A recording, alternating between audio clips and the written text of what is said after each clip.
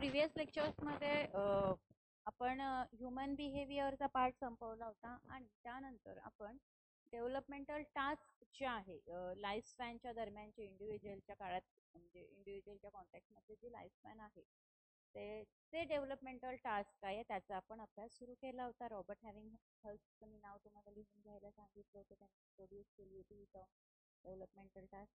त्याचे कॅरेक्टरिस्टिक्स जे आहे त्याचा सुद्धा आपण अभ्यास केला. त्यानंतर सोर्सेस जे आहे डेव्हलपमेंटल टास्कचे बायोलॉजी, सायकोलॉजी आणि सोशलॉजी ह्याच्या विषयी आपण चर्चा केली होती. आणि त्यानंतर आपण सुरू केलं होतं स्टेजेस ऑफ डेव्हलपमेंट. सो आज आपण तो पार्ट लिहून तुम्हाला ड्रॉ करून द्यायचं राहिलं होतं प्रिव्हियस लेक्चरमध्ये, ते आज मी ड्रॉ करून देते. ते तुम्ही ड्रॉ करून घ्या आणि एक्सप्लेन करून झालंच होतं. ॲडोलसन्स स्टेज पण आपली झाली होती, फक्त आज तुम्ही लिहून घ्या. लिहा stages of development.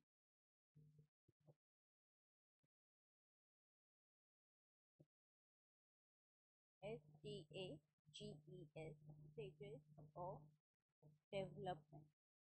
How many stages शिकवले मी? Start to tell me. First, oral stage. Oral stage. Okay. Second, anal stage.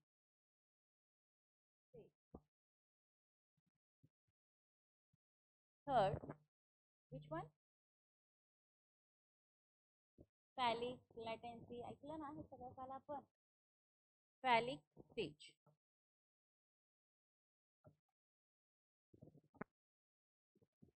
Next one, latency stage.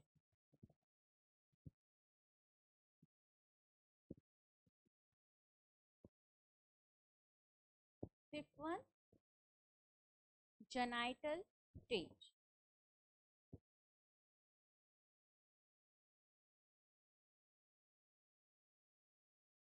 पुढे म्हणजे या प्रत्येक स्टेजमध्ये मी जे जे काही सांगते त्याच्यामध्ये तुम्ही कीवर्ड्स त्याचे लिहून घ्यायचे. आणि लास्ट वन आहे adolescence stage. How many types of stages? Types of stages of developmental task which was introduced by हॅविंग हर्ट. ठीक आहे, रॉबर्ट हॅविंग हर्ट. ॲडोलसन्स स्टेज लिहून घ्या, ADOLS.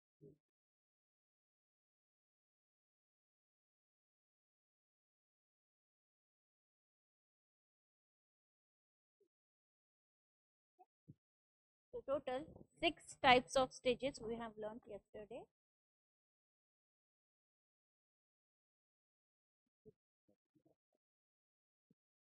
ह्या स्टेजेस मध्ये नेमकं काय आहे हे सुद्धा मी तुम्हाला एक्सप्लेन केलं होतं की फ्रॉइडने म्हणजे सिगमंड फ्रॉइड जे आहे पहिले सायकोलॉजिस्ट होते ज्यांनी इम्फसाइज केलं होतं डेव्हलपमेंटचे आस्पेक्ट.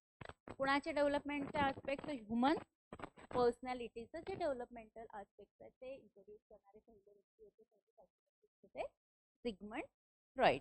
त्यांनी डील ह्या टर्म बरोबर, ह्या कन्सेप्ट बरोबर त्यांनी सिस्टमॅटिकली डील केलं होतं. ह्युमन डेव्हलपमेंट त्यातनं होतंय का नाही, व्यवस्थित स्टेजेस दिल्या होत्या, राईट पासून बर्थ पासून त्या दिल्या होत्या. त्याच आहेत ओरल स्टेजमध्ये काय होतं, ॲनल स्टेजमध्ये काय होतं. ओरल स्टेजमध्ये मूल जन्मापासून ते 1 वर्षापर्यंत त्याचं मूल हे शिकत असतं. लिबिडिनल एनर्जी तो रिलीज करत असतो त्याच्या इन्फन्सीच्या काळामध्ये through oral activities like sucking, swallowing म्हणजे गिळणे, चोपणे वगैरे जे मी सांगितलं होतं ते. ॲनल स्टेजमध्ये काय होतं तर ॲनल स्टेजमध्ये सुद्धा आपण टॉयलेट ट्रेनिंग वगैरे मुलांना देतो आणि त्यांचं कंट्रोल त्यांना त्यांचं जे बॉवल आणि ब्लॅडर मुवमेंट्स आहे त्यावर ते कंट्रोल करायला शिकतात. आणि ह्याच्या माध्यमातून काही गोष्टी आपण टॉयलेट ट्रेनिंग प्रयत्न करतात. फ्रॉइडचा असा विश्वास होता की जी स्टेज आहे ही डायनामिक शिफ्ट आहे गार्डियनशिप पॅटर्नची, असंही त्यांनी सांगितलं होतं. फॅलिक स्टेजमध्ये काय केलेलं आहे तर हे ऑर्गन्स बिगिन होतात मॅच्युअर व्हायला.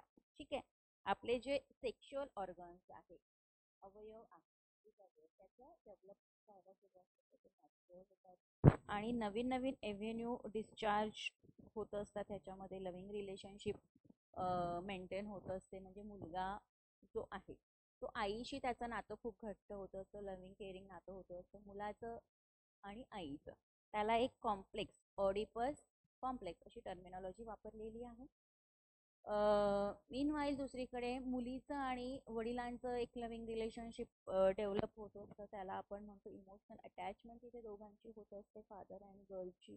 त्याला आपण इलेक्ट्रो कॉम्प्लेक्स असं म्हणतो. ही जी स्टेज आहे ही प्रोव्हाइड करते एक फाउंडेशन कशासाठी, तर जे पुढचं डेव्हलपमेंट आहे ॲज अ चाइल्ड म्हणून त्यासाठी ही जी डेव्हलपमेंटची स्टेज आहे त्याचं फाउंडेशन प्रोव्हाइड करण्याची ही स्टेज आहे, ज्याला आपण म्हणतो फॅलिक स्टेज. त्यानंतर आहे लॅटेन्सी स्टेज. याच्यामध्ये वय वर्ष 5 किंवा 6 आपण अराउंड कन्सिडर करतो. याच्यामध्ये इमोशनल आणि इंटेलेक्च्युअल डेव्हलपमेंट जे आहे मुलाचे मोठ्या प्रमाणामध्ये होत असतं. म्हणूनच हा जो काळ आहे ही जी लॅटेन्सी स्टेज आहे इथे कशाची आवश्यकता आहे, तर घरापासून बाहेर पडण्याची. ते घरापासून बाहेर जाऊन त्याचा जो पिअर ग्रुप आहे बाळाचा 5 ते 6 वर्ष मुलाचा, तो त्याच्यामध्ये त्यांनी मिक्सअप झालं पाहिजे, ऍडजस्टमेंट केली पाहिजे आणि डेव्हलपमेंट सुद्धा होत असते. आणि नॅचरल होमोसेक्शुअली म्हणजे मुलं मुलांशीच मैत्री करतात, त्यांच्याशीच खेळतात, आणि मुली मुलींशीच मैत्री करतात, त्यांच्याशीच खेळतात, त्यांच्याशी त्यांचं कनेक्शन होत असतं, कारण ते होमोसेक्शुअलिटीला कन्सिडर केलं जातं. ठीक आहे. नेक्स्ट स्टेज जी होती ती होती जेनायटल स्टेज. ह्याच्यामध्ये जेनायटल म्हणजे होमोसेक्शुअलिटी. याच्यामध्ये असं म्हटलं आहे की म्हणजे अपोजिट सेक्स विषयी अट्रॅक्शन निर्माण होतं, की मुलगा आणि मुलीची मैत्री होते, त्यांच्यामधलं चांगलं बॉन्डिंग होते, मैत्री निर्माण होते, पुढे ते लव्हिंग रिलेशनशिप आहे, ऑल दिस थिंग्स पुढे जातात. ही आहे जेनायटल स्टेज. ॲडोलसेन्स जी स्टेज आहे ह्याचा वयोगट आहे 13 ते 19. म्हणजे मूल जी डेफिनेशन आपण करतो की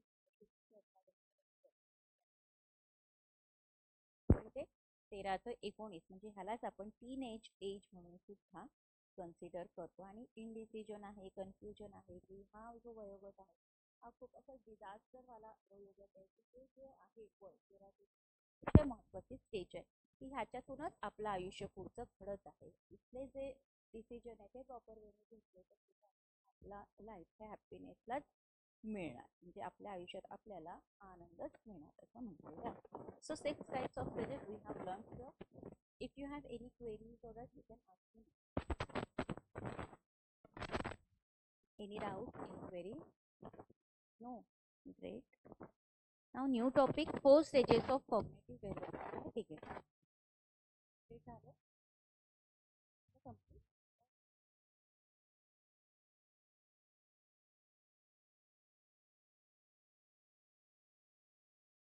It's fine.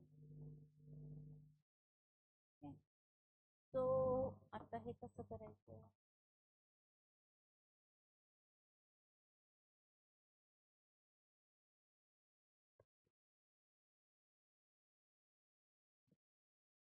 जाऊ द्या, हा बोर्डचा प्रॉब्लेम असता, लिहून घ्या. 4 stages of cognitive development. ठीक आहे. स्पेलिंग सांगते कसं start.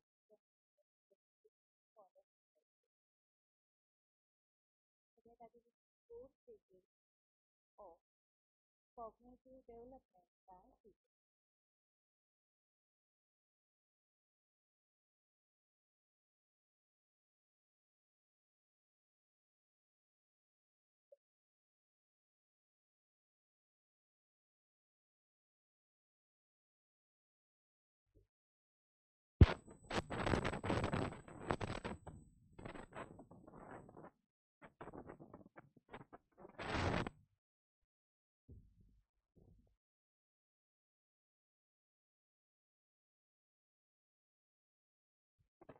Four stages of cognitive development. COGNITIVE, cognitive development.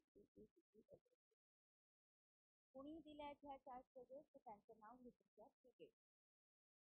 PRAC.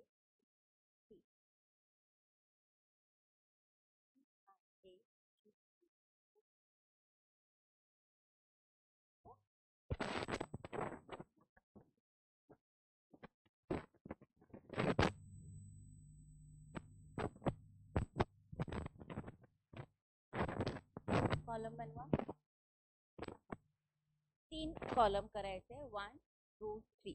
पहिल्या कॉलम मध्ये लिहा स्टेज, दुसऱ्या कॉलम मध्ये लिहा एज, आणि तिसऱ्या कॉलम मध्ये लिहा कॅरेक्टरिस्टिक. हे तुम्हाला लिहून घ्यायचं.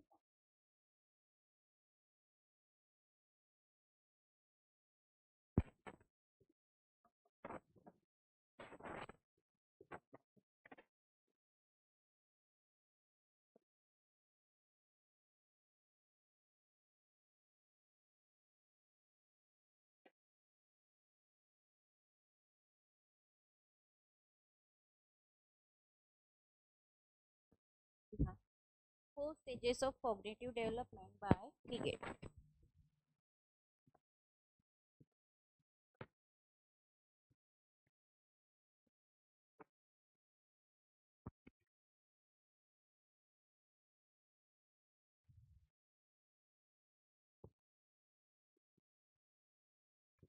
पहिलं कॉलम आहे त्याच्यामध्ये लिहायचं आहे स्टेज, दुसऱ्या कॉलम मध्ये लिहायचं आहे एज म्हणजे वय, आणि तिसऱ्या कॉलम मध्ये लिहायचं आहे कॅरेक्टरिस्टिक्स म्हणजे वैशिष्ट्य. स्टेज कोणती आहे, वयोगट काय आणि त्याचे वैशिष्ट्य काय हे आपल्याला लिहून घ्यायचंय. तर स्टेज जे लिहिलंय त्यामध्ये पहिलं लिहा sensorimotor, SENSORIMOTOR,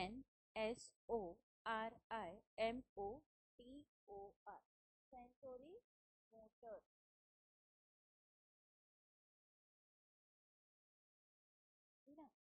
SENSORIMOTOR. Stage मध्ये लिहिलं सेन्सोरी मोटर. आता ही जी स्टेज आहे सेन्सोरी मोटर, ह्याचा जे एज आहे ते एजच्या कॉलम मध्ये लिहा 0 to 2 इयर, 0 ते 2 वर्ष. 0 to 2 इयर.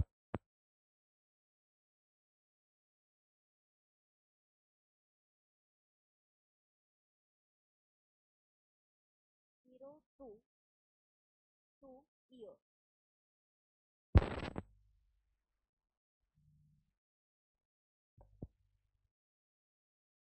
दिलं.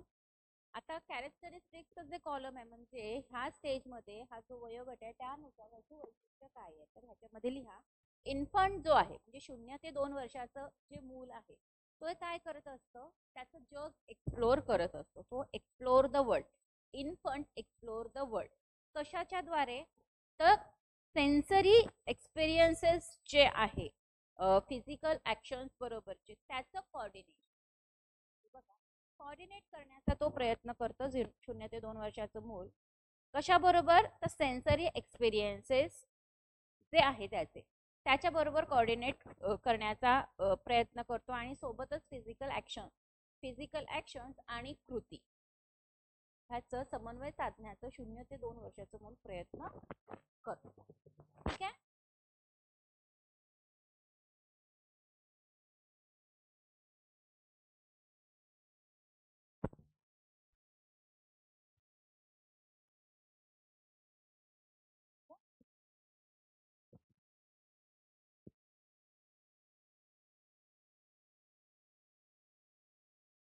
ते 3 कॉलम करायचे आहेत तुम्ही. ठीक आहे. त्याच्यामध्ये लिहायचं आहे स्टेज, एज, कॅरेक्टरिस्टिक. ठीक आहे. आता कॅरेक्टरिस्टिक हे कशाचं आहे, पहिला आपण घेतलंय sensory motor, SENSORIMOTOR.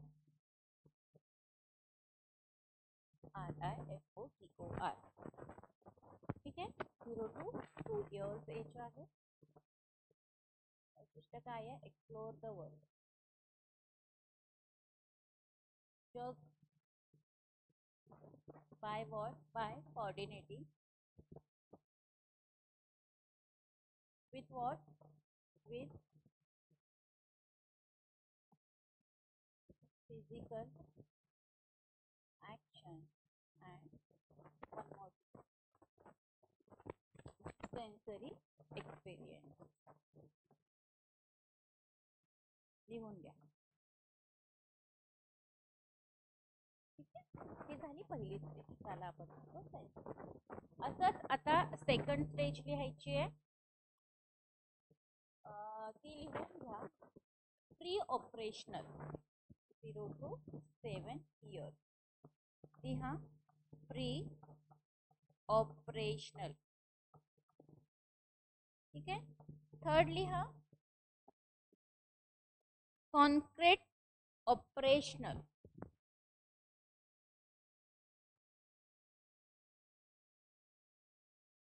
Concrete operational. ठीक आहे. याचे वैशिष्ट्य मी पुढे एक्सप्लेन करते. आणि तिसरी स्टेज लिहा, इथे घेऊया, सॉरी चौथी, फॉर्मल ऑपरेशनल. फॉर्मल ऑपरेशनल वयोगट आहे 11 ते 15 वर्ष. हे बघा 0 वयोगटापासून ते 15 वर्षापर्यंतच्या ज्या स्टेजेस आहेत त्या ह्या स्टेजेस आहेत. पहिली आहे सेन्सोरी मोटर, दुसरी आहे प्री ऑपरेशनल, तिसरी आहे कॉन्क्रीट ऑपरेशनल आणि चौथी आहे फॉर्मल ऑपरेशनल. ह्याचा पहिलीचा वयोगट आहे 0 ते 2 वर्ष, दुसरीचा वयोगट आहे 2 ते 7 वर्ष, 7 ते 11, 11 ते 15. डन. ओके, घेतला चार्ट. आपण जाऊया आपल्या फाईल.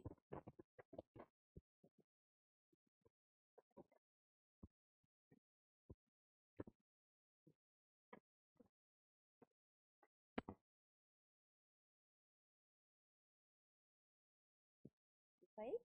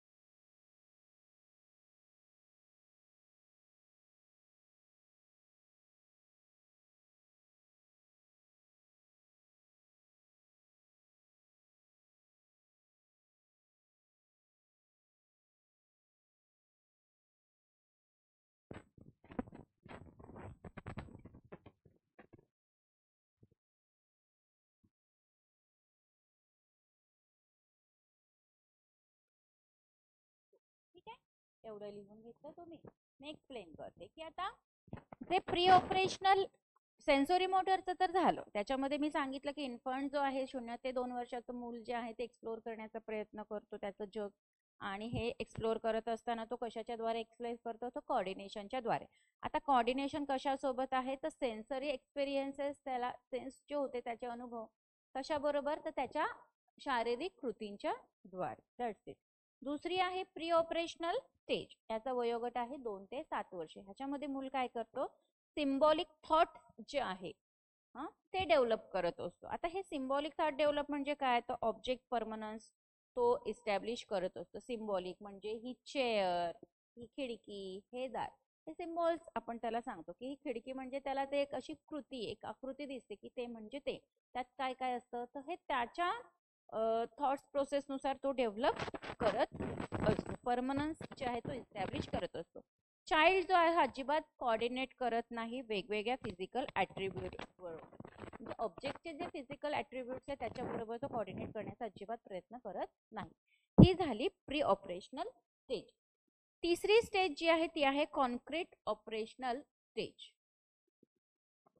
लिहिलं, कॉन्क्रीट ऑपरेशनल स्टेज ही तिसरी.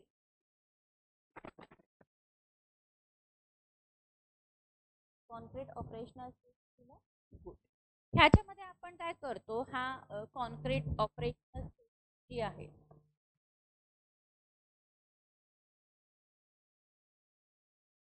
तिसरी स्टेज आहे ना ही, याचा वयोगट काय आहे, 7 ते 11 वर्ष.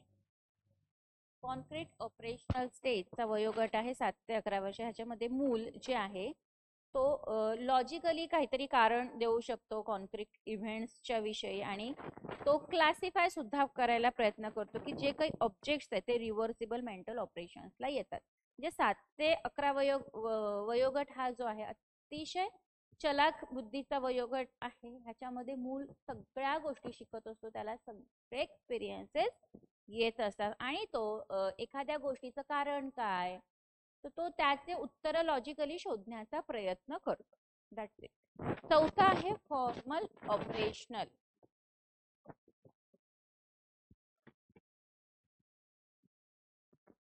फॉर्मल ऑपरेशनल 11 ते 15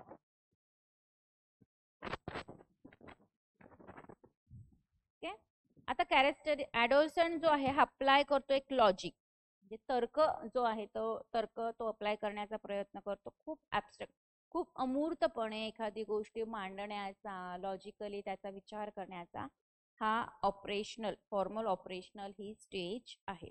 याच्यामध्ये हायपोथेटिकल थिंकिंग जी आहे, म्हणजे गृहीतक जे आहे त्या संदर्भातली जी विचार प्रक्रिया, थॉट प्रोसेस आहे, ती सुद्धा डेव्हलप व्हायला इथे सुरुवात होते. सोबतच प्रत्येक डेव्हलपमेंट स्टेज जी आहे ती लिंक्ड आहे. कशाबरोबर लिंक्ड आहेत? तर एक फुलफिलमेंट आहे, म्हणजे पूर्तता आहे कशाची, तर जे काही सर्टन गोल्स आहेत प्रत्येक स्टेजला स्पेसिफिक गोल्स आहेत ते फुलफिल करण्याचं लिंक हे डेव्हलपमेंटल स्टेजेसमध्ये जी की एक्सपेक्टेड आहे, अपेक्षित आहे. त्याच्यामध्ये काही जे गोष्टी आहेत त्या आपल्याला पूर्ण करायच्या, अकम्प्लिश करायच्या, जेणेकरून सोशल एक्सपेक्टेशन्स ज्या आहेत त्या आपल्याला कंप्लीट करता येईल. अजून हॅविंग हर्स्ट यांनी 6 स्टेजेस मांडलेल्या आहेत. परत हँग झालं. हॅविंग हर्स्ट यांनी मांडलेला 6 स्टेज लिहा. Havighurst HAVIGHURST. Having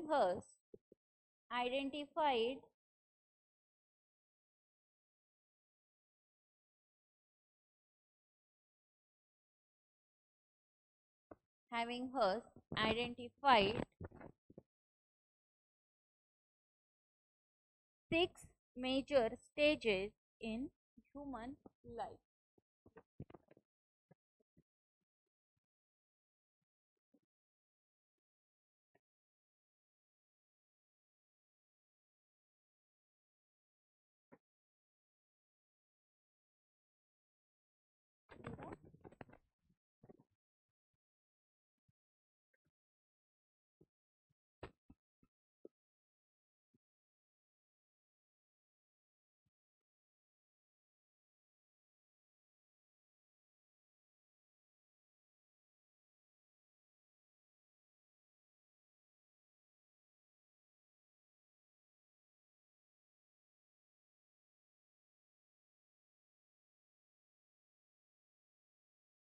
You know?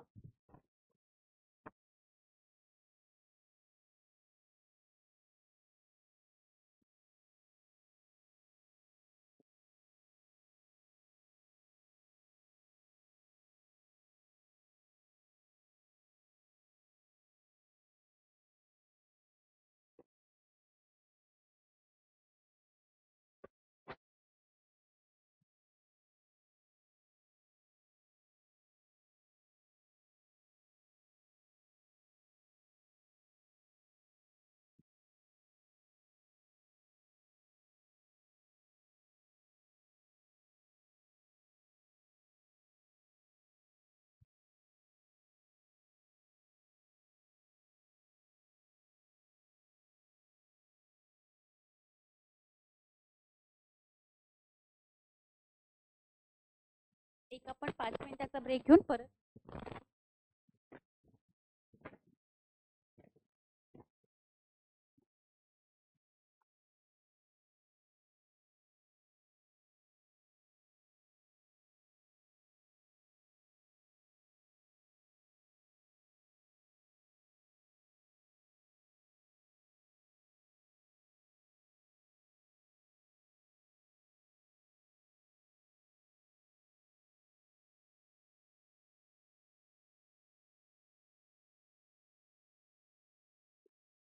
Technical problem आहे, त्याच्यामुळे स्क्रीन होत नाही, पण मी एक्सप्लेन करते.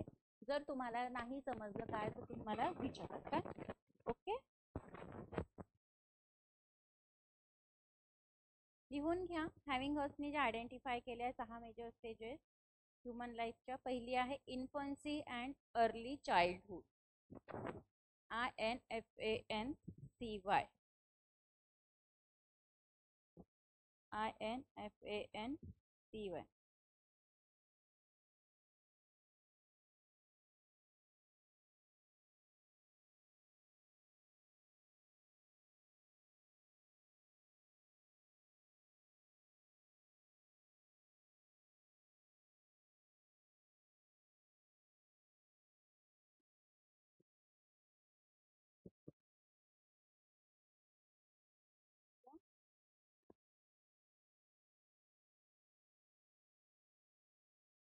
Infancy and early childhood. In bracket लिहा बर्थ टिल 6, म्हणजे जन्मापासून ते 6 वर्षापर्यंत.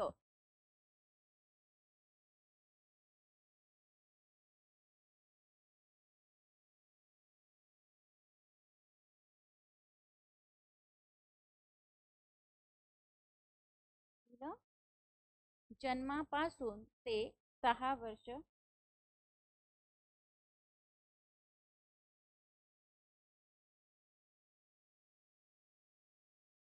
जन्मापासून ते 6 वर्षापर्यंत. दुसरी स्टेज लिहा मिडल चाइल्डहुड.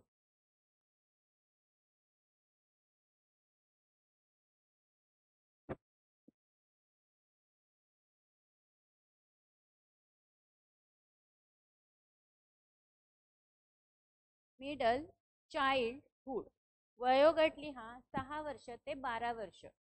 ह्या स्टेजेस अतिशय महत्त्वाचे आहे. परीक्षेमध्ये ह्याच्यावर एक तरी प्रश्न येतो. एक तर मॅच द पेअर्स येतो किंवा कुठल्या स्टेजमध्ये काय घडतं ह्याच्यावर तरी प्रश्न येतो किंवा ह्या स्टेजेस कुणी मांडल्या हा तरी प्रश्न असतो.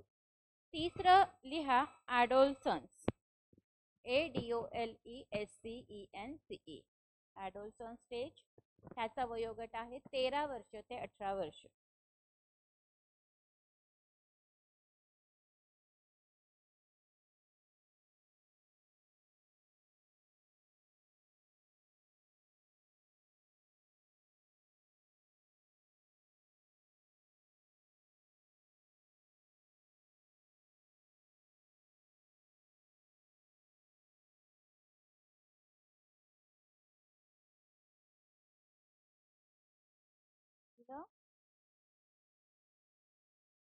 चौथं लिहा अर्ली ॲडल्टहुड. EARLY.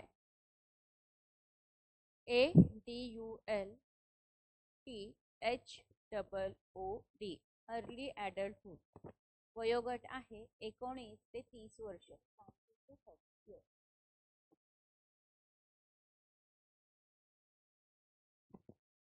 पाचवं लिहा middle age. MIDDLE. Middle age AGE. 30 ते 60 वर्ष. 30 ते 60 वर्ष.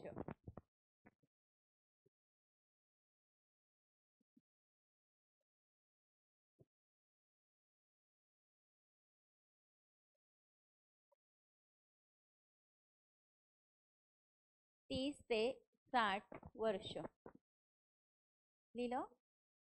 आणि 6वी स्टेज आहे लॅटर मॅच्युरिटी. LATER. MATURITY.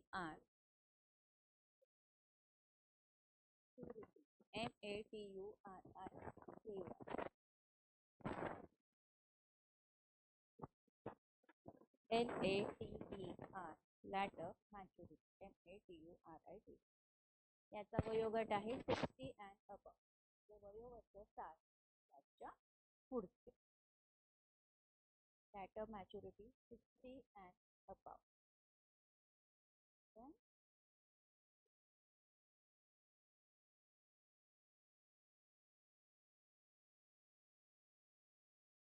ह्या ज्या 6 स्टेजेस आहे infancy, early child, middle child, adolescence, early adulthood, middle age, later maturity. हे शब्द लक्षात ठेवणं गरजेचं आहे. हे जरी शब्द लक्षात ठेवले तर त्याचा वयोगट तुम्हाला लगेच लक्षात येईल. म्हणजे आपण हे लक्षात ठेवत असताना स्वतःचं जे आयुष्य स्वतःचं डेव्हलपमेंट ते आपल्या डोळ्यापुढे व्हिज्युअलाइज करायचं. त्यातनं आपल्याला म्हणजे कुठलीही गोष्ट आपण स्वतःवर जर इम्प्लिमेंट केली तर ती आपली जास्त लक्षात राहते. जर तुम्हाला लक्षात राहतं शब्द लक्षात राहते वयोगट कुठला कोणाचं लक्षात राहतं स्वतःला व्हिज्युअलाइज करायचं की आत्ता तुम्ही सध्या कुठल्या स्टेजमध्ये आणि आत्ताचं जे वय आहे त्याआधी तुमच्या कुठल्या स्टेजेस झाल्या आणि त्यानंतर तुमच्या कोणत्या येणार. एवढं जर लॉजिक जरी तुम्ही लक्षात ठेवलं तरी खूप फायदा होईल. नाव new topic. Please note down different stages of life and their developmental tasks. Different stages of life and their development tasks.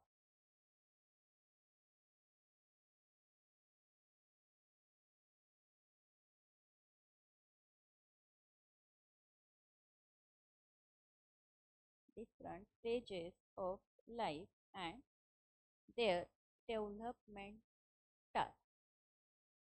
ह्याच्यामध्ये पहिलं लिहा prenatal period. PRENATAL prenatal period PERIOD.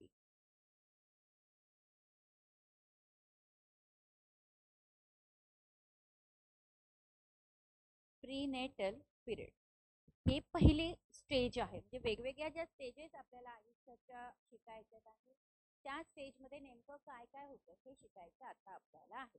आता ह्युमन लाईफ जी आहे प्रोसीड करते पण कशाच्या द्वारे, तर वेगवेगळ्या ज्या स्टेजेस आहेत त्या वेगवेगळ्या स्टेजेसवरनं आपलं आयुष्य पुढे जात असतं. आता हे जे डेव्हलपमेंटल स्टेजेस आहे ह्या तात्पुरत्या असतात. कारण ऑफनली ह्याचे कॅरेक्टरिस्टिक्स जे आहे बदलत असतात आणि स्टेज बदलत असतात, कॅरेक्टराइज केल्या जातात. पण कशाच्या द्वारे, तर जे डॉमिनंट फीचर्स आहे किंवा लीडिंग कॅरेक्टरिस्टिक्स आहे प्रत्येक स्टेजचे त्याच्याद्वारे हे बदलत असतात. म्हणून याला टेम्पररी असं म्हटलेलं आहे. आता ह्या ज्या स्टेजेस आहेत त्याच्यासोबत असोसिएटेड आहे हे डेव्हलपमेंटल टास्क जे आता आपण डिस्कस करणार आहोत.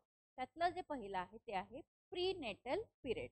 हे आधी हेडिंग लिहून घ्या आणि हेडिंग खाली सब पॉइंट किंवा सब पिरियड जे आहे ते 3 टाइप्स आहे ते सुद्धा तुम्हाला लिहा.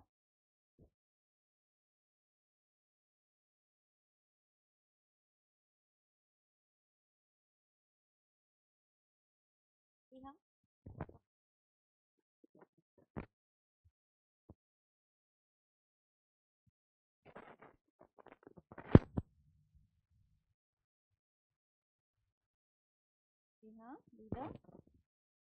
प्रीनेटल पिरियड ह्याच्यामध्ये 3 पॉइंट लिहून घ्या. पहिला आहे germinal period GERMINAL germinal period. Second लिहा the embryonic period EMBRYONIC the embryonic period PERIOD. आणि तिसरं लिहा the fetal period FETAL fetal period PERIOD. ही स्टेज हा जो पिरियड आहे हा सगळ्यात आधी आपण शिकतो. आता प्रीनेटल पिरियड म्हणजे काय, तर मूल जन्माला येण्याच्या आधीचा काळ, जेव्हा मूल आईच्या गर्भात वाढत असतो तो काळ म्हणजे प्रीनेटल.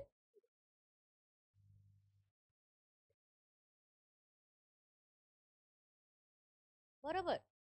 आता हा जो पिरियड आहे हा conception to birth is known as prenatal period.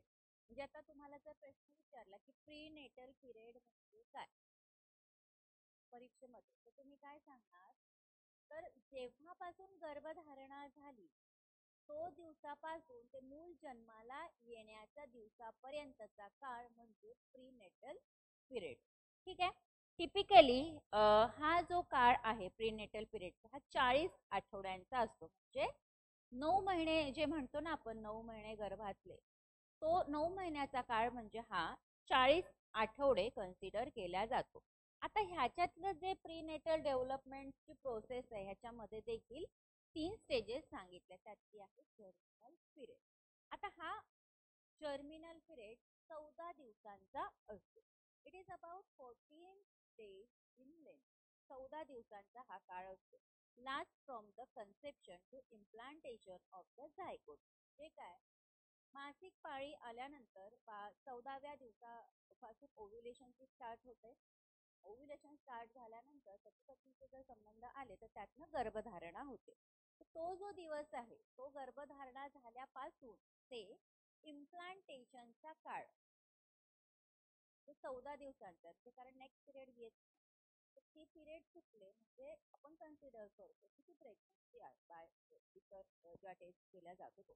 पण हा जो काळ आहे हा 14 दिवसाचा असतो. याच्यावर सुद्धा तुम्हाला प्रश्न येऊ शकतो की हा जो काळ आहे तो किती दिवसाचा असतो. म्हणजे पिरियड जो आहे कन्सेप्शन टू बर्थ हा कितीचा आहे, 40 आठवड्याचा. बरोबर. आता जर्मिनल पिरियड मध्ये काय म्हणताय तर 14 दिवसांची ही लेंथ आहे last from the conception to implantation of the zygote. जेव्हा गर्भधारणा होते ती जे गर्भाशयाचं अस्तर असतं त्याला इंडोमेट्रियम म्हणतात. त्याला जाऊन तो गर्भ जाऊन चिकटणे ह्याला म्हणतात इम्प्लांटेशन. ठीक आहे. आता हे जे इम्प्लांटेशन होतं झायगोटचं जे जो गर्भ ज्याला म्हणतो त्या गर्भाला 14 दिवसांचा जो काळ आहे विदिन अ वीक कन्सेप्शन पासून विदिन अ वीक ते जाऊन तिथं चिकटतं.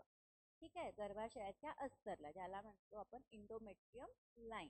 लक्षात ठेव हे शब्द ह्या टर्मिनॉलॉजी लक्षात ठेवणं गरजेचं आहे. आणि जे जाऊन चिकटतो तो गर्भ त्याला म्हणतात zygote. ZYGOTE. Note down. ZYGOTE. Zygote.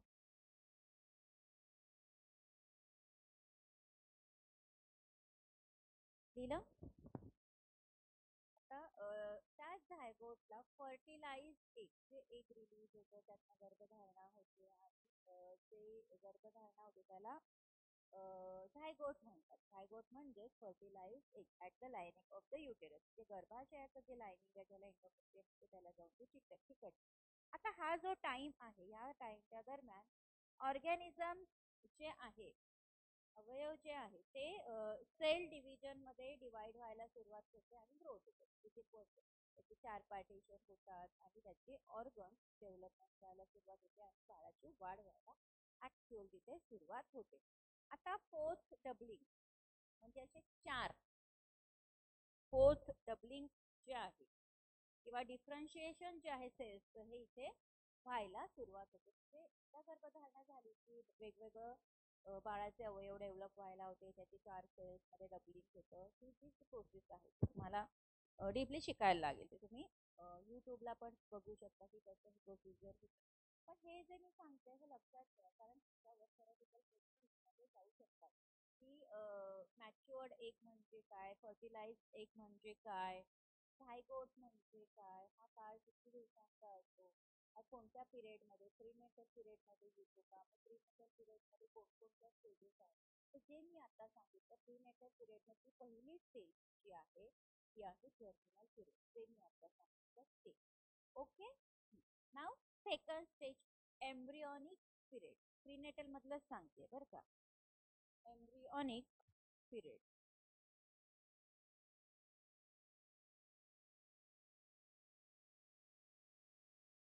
लिहिलं.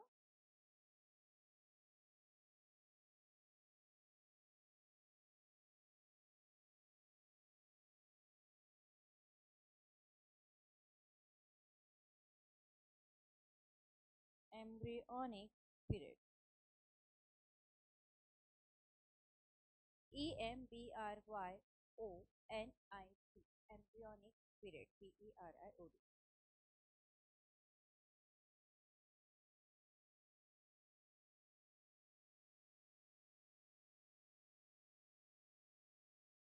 आता हा जो एम्ब्रियॉनिक पिरियड आहे हा एम्ब्रियॉनिक पिरियड जेव्हा ते झायगोट जाऊन युटेरस लाईनला चिकटतं तर हा जो पिरियड आहे ह्याच्यातनं म्हणजे एकदा का ते जाऊन युटेरस लाईनला चिकटलं तर त्यातनं अटॅच होतं ते युटेराईन वॉल जी आहे ज्याला आपण इंडोमेट्रियम म्हणतो किंवा इंडोमेट्रियोसिसचा संबंधित जे वेगळे आजार असतात ते.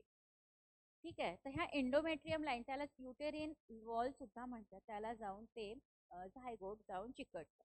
आता हा जो काळ आहे ह्या काळामध्ये जे एम्ब्रियो आहे ते डेव्हलप व्हायला सुरुवात करतात. म्हणजे वेगवेगळे ह्युमन ऑर्गॅनिझम्स जे आहे म्हणजे अवयव आहे मानवाचे जे अवयव आहे ते ह्याच काळामध्ये डेव्हलप व्हायला सुरू होते आणि वेगवेगळ्या सिस्टीम्स ज्या आपल्या शरीरातल्या असतात त्या सुद्धा इथे व्यवस्थितपणे डेव्हलप व्हायला सुरुवात होते. परंतु हा जो पिरियड आहे एम्ब्रियॉनिक पिरियड त्याला खूप क्रुशियल पिरियड म्हणतात कारण ह्या पिरियडमध्ये मिसकॅरेजेस होण्याचे चान्सेस असतात किंवा गर्भ वाढू शकत नाही किंवा बाळाचे हार्टबीट्स आलेले नसतात म्हणून याला क्रुशियल पिरियड म्हणतात. कारण प्रेग्नन्सीची ही सुरुवातच बरोबर. प्रेग्नन्सीची सुरुवात जर योग्य पद्धतीने झाली तरच तिचं डेव्हलपमेंट होईल ग्रोथ होईल अदरवाईज होणार नाही म्हणून याला क्रुशियल प्रॉब्लेम म्हणतात. आणि कुठलीही समस्या ह्या पिरियडमध्ये उद्भवू शकतं आणि ह्याचा अर्थ म्हणजे ह्याचाच रिझल्ट जर बघितला तर बर्थ डिफेक्ट्स मध्ये देखील होऊ शकतो. तर जन्माला आलेलं मूल हे काय त्याच्यात डिफेक्ट असू शकतो किंवा मूल जन्मालाच येऊ शकत नाही, कॅरेज होऊ शकतं, अबॉर्ट होऊ शकतं, काहीही समस्या इथे उद्भवू शकतो, म्हणून याला क्रुशियल पिरियड असं म्हटलेलं आहे. आता प्रीनेटल पिरियड मधले तिसरा जो पिरियड आहे तो आहे फिटल पिरियड.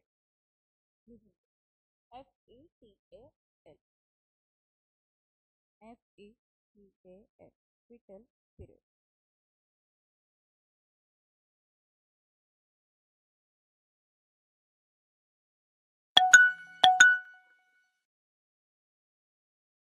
Fetal period.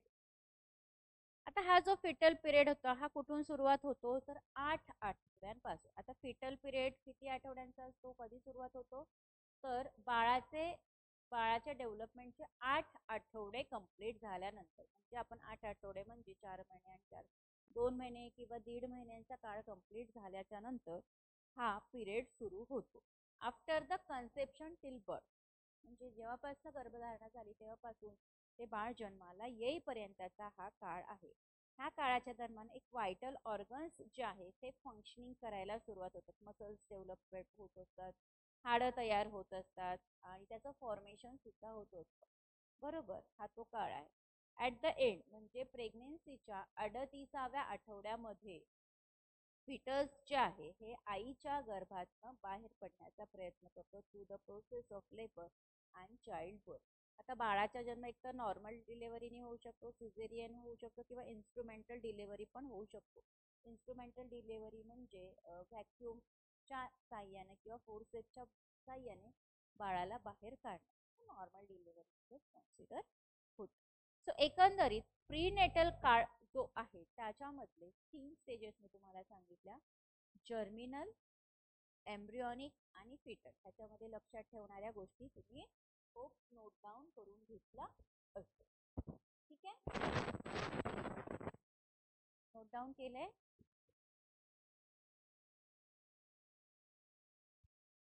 नाव हा जो प्रीनेटल काळ आहे किंवा प्रीनेटल स्टेज आहे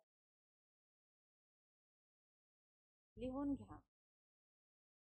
challenges during prenatal stage.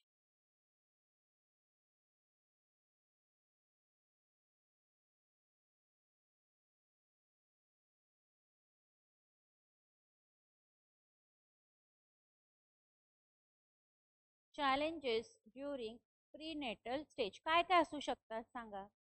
Prenatal stage मी आता सांगितलं की प्रीनेटल स्टेज ही कधीपासून कधीपर्यंत असते. ह्याच्यामध्ये काय चॅलेंजेस येऊ शकतात पटकन सांगा.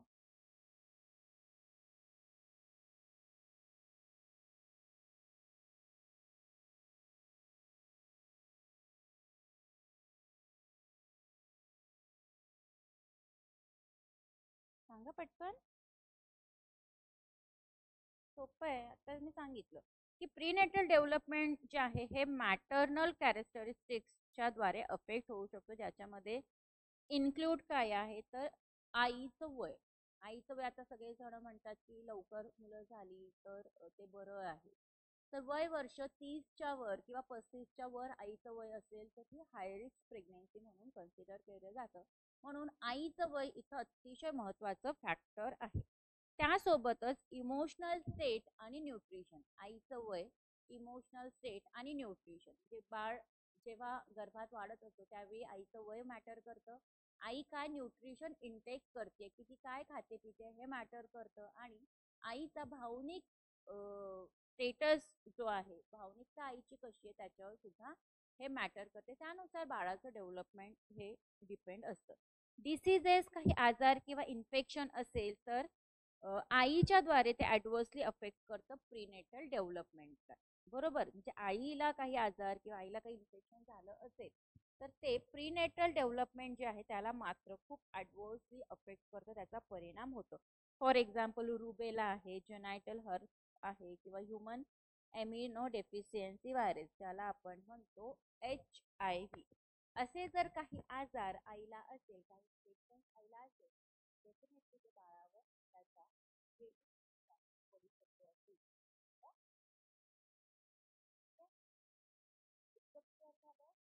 अजून काय काय चॅलेंजेस असतात.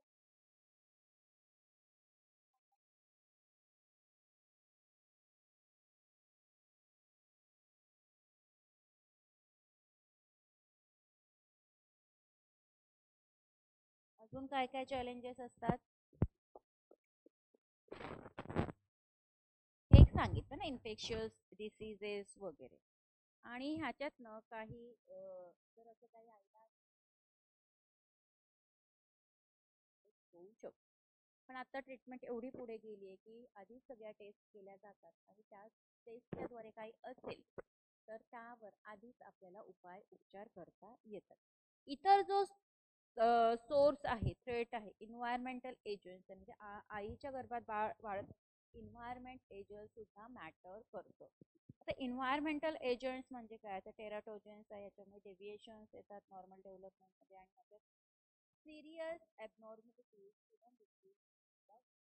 तुम्हाला भोपाल गॅस ट्रॅजेडी माहिती आहे का, जी 1983 टू 84च्या दरम्यान झाली आहे? खूप डेंजरस गॅस रिलीज झाला होता.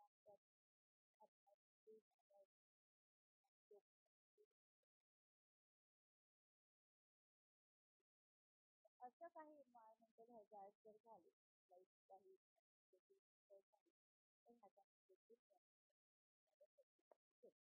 कॉमन टेराटॉजन्स जे आहे ह्याच्यामध्ये ड्रग्स आहेत, इन्फेक्शन्स आहेत, रेडिएशन्स आहेत आणि पोल्युशन सुद्धा आहे. तुम्हाला जर माहित असेल तर तिथे एक्सरे रूम असते किंवा एक्सरेचं मशीन असतं, त्याजवळ प्रेग्नेंट महिलेनी जाऊ नये असे बोर्ड लागलेले असतात. कारण त्या ज्या रेज आहेत, रेडिएशन्स ज्या आहेत त्या अफेक्ट करतात गर्भाच्या बाळाला असंही म्हणतात. त्यानुसार पोल्युशन पण अफेक्ट करतं. काही ड्रग्स औषधं तुम्ही घेत असाल ते ट्रीटमेंट वगैरे. आता intake of drugs like cocaine, heroin, marijuana etcetera, alcohol, tobacco हे प्रेग्नन्सी काळामध्ये अजिबात घ्यायचे नाही. त्याचा वाईट परिणाम बाळाच्या आरोग्यावर आणि आईच्या आरोग्यावर सुद्धा होत असतो. ठीक आहे. आणि ह्याच्यातनं एक खूप असा धोकादायक इफेक्ट जो आहे फिटसवर तो वाढतो आणि फ्रिक्वेन्सी जी आहे कंजिनायटल ॲबनॉर्मॅलिटीजची ती सुद्धा वाढते. म्हणजे जन्मता घेऊन येणाऱ्या काही ॲबनॉर्मॅलिटीज जे आहे जे आहे ते सुद्धा बाळामध्ये येऊ शकते. हे चॅलेंजेस आहेत. आता रेडिएशनचं जसं मी सांगितलं, एक्सरेज वगैरे किंवा सर्टन केमिकल्स इंडस्ट्रियल एरियामध्ये एरियाज ते सुद्धा परमनंट चेंज जो आहे तो आणू शकतो जीन्समध्ये. गुणसूत्र ज्याला आपण म्हणतो त्याच्यामध्ये परमनंट चेंज आणू शकतो. एन्व्हायरमेंटल पोल्युटंट्स जे आहे किंवा एक टॉक्झिक वेस्ट आहे इंडस्ट्रीमधलं किंवा खूप असं डेंजरस काय म्हणतो आपण त्याला, कचरा वेस्ट जो आहे, केमिकल्स आहे, ते सगळं सुद्धा इफेक्ट होतं. लाईक कार्बन मोनॉक्साईड हे अफेक्ट करतं, मर्क्युरी, लीड हे सुद्धा डेंजरचे सोर्सेस आहे जे अनबॉर्न चाइल्डसाठी असू शकतात. म्हणजे हे जे मी सांगितलं ते ड्रग्स आहे, हो की नाही, तर हे सगळं इन्क्लूड आहे. ज्याच्यामुळे आई जर ह्याच्या सानिध्यात आली तर गर्भात वाढणाऱ्या बाळाला त्याचा खूप वाईट परिणाम भोगायला लावू शकतो. ॲबनॉर्मॅलिटीज येऊ शकतात, त्यात होऊ शकतं किंवा अजून काही इन्फेक्शियस डिसीजेस होऊ शकतात. ठीक आहे. तर हे झालं प्रीनेटल पिरियड. नाव second period, infancy and babyhood म्हणजे बाळ जन्माला आल्यानंतरचा ॲक्च्युअल काळ. Infancy and babyhood.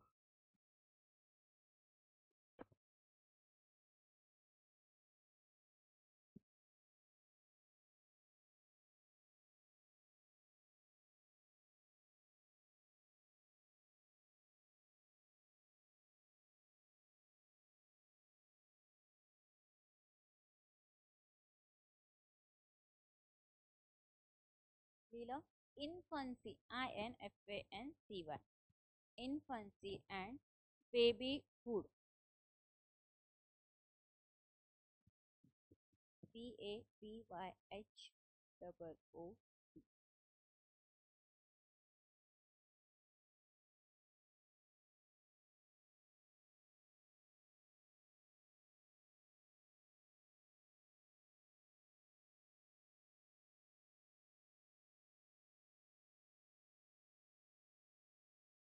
लिहिलं. पहिलं वर्ष जे आहे हा म्हणजे इन्फन्सी अँड बेबीहूड मध्ये पहिलं जे वर्ष आहे ते 6 महिन्यापासून ते 2 वर्षापर्यंतचं जे आयुष्य आहे ते मार्क केलं जातात. एकदम ड्रॅमॅटिक ग्रोथ इथं होत असते आणि चेंज होत असतं फिजिकल ऍक्टिव्हिटीज कोणाचे. तर जे नवीन जन्माला आलेलं बाळ आहे त्याचे म्हणजे ह्याच्यामध्ये काय होतं, ग्रोथ होत असते बाळाची, त्याच्या शारीरिक ऍट्रिब्यूट जे आहे त्याच्यामध्ये बदल होत असतात नवीन बाळाचे. ही जी फेज आहे लाईफ स्टाईलची जी असोसिएटेड आहे, संलग्नित आहे कशाबरोबर, तर मोटर आणि सेन्सरी ॲबिलिटीज जे आहे त्याच्या डेव्हलपमेंट बरोबर बरोबर आणि सोबतच कॉग्निटिव्ह डेव्हलपमेंट सुद्धा. लिहून घ्या. Infancy and babyhood phase of the life span is associated with development of motor and sensory abilities and cognitive development. ह्या स्टेज पासून जे बाळ आहे, बेबीज आहे, जन्मापासून ते सोशल क्रिएचर पर्यंत सोशिओ इमोशनल डेव्हलपमेंट जे आहे हे त्यांच्यामध्ये बघितल्या जातात. कारण 0 ते 2 वर्षाचा काळ आहे त्याच्या बाळाला सगळ्या गोष्टी कळतात. ठीक आहे. तो ह्या स्टेजमध्ये जे आहे इन्फन्सी आणि अर्ली चाइल्डहुड बरोबर असोसिएट असणारी ही डेव्हलपमेंटल टास्क आहे. त्याच्यामध्ये बाळ काय करत असतो, तर तो चालायला शिकत असतो, रांगायला सुरुवात करत असतो, बरोबरच तो सॉलिड फूड जे 6 महिन्यापर्यंत त्या बाळाला फक्त दूध दिलं जातं आईचं. त्या आईच्या दूध जे आहे बाळ 6 महिन्याचं होईपर्यंत फक्त आईचं दूध असतं. त्याच्यानंतर त्याला सॉलिड म्हणजे भाताची पेज किंवा मऊ भात किंवा खिचडी भात असं खायला त्याला सुरुवात करतो. त्याला आपण म्हणतो learn to take solid food. Solid food खायला ते बाळ शिकत असतं. ते हळूहळू बोलायला सुरुवात करत असतो, कंट्रोल करत असतो बॉडी वेस्ट जे आहे त्याचं एलिमिनेशन करायचं वर त्याचं नियंत्रण येत असतं. तो समजून घेत असतो सेक्स डिफरन्सेस आणि सेक्शुअल मॉडेस्टी म्हणजे आई कोण, बाबा कोण, दादा कोण, दीदी कोण हे त्या बाळाला कळत असतं आणि तो वाचायला सुद्धा सुरुवात करत असतो. ठीक आहे. आता ही जी आहे ह्या संकल्पना किंवा नवीन भाषा शिकणे हे तो फॉर्म करायला सुरुवात करतो इन ऑर्डर टू डिस्क्राईब सुद्धा करतो सोशल अँड फिजिकल रियालिटी. म्हणजे हा जो वयोगट आहे 2 वर्षापर्यंत हा किंवा अतिशय महत्वाचा पिरियड आहे की याच्यातनं शिकायची आणि सुरुवात करायची ही स्टेज आहे आयुष्याची. आता ही जी स्टेज आहे इन्फन्सी आणि बेबीहुड ह्याच्यामधले सुद्धा काही चॅलेंजेस आहेत. challenges during infancy and early childhood. Challenges during infancy and early childhood. त्यालाच आपण बेबीहुड सुद्धा म्हणतो. ओके. एरिक्सन यांनी मांडलेलं. आता हे जे ह्या वयोगटातलं जे मूल आहे बेबीहुड मधलं तो विश्वास ठेवायला सुरुवात करत असतो त्याच्या गरजांवर ज्या कंप्लीट केल्या जातात. म्हणजे त्याला भूक लागली तर तो कुणाला मागेल, एक तर आईला.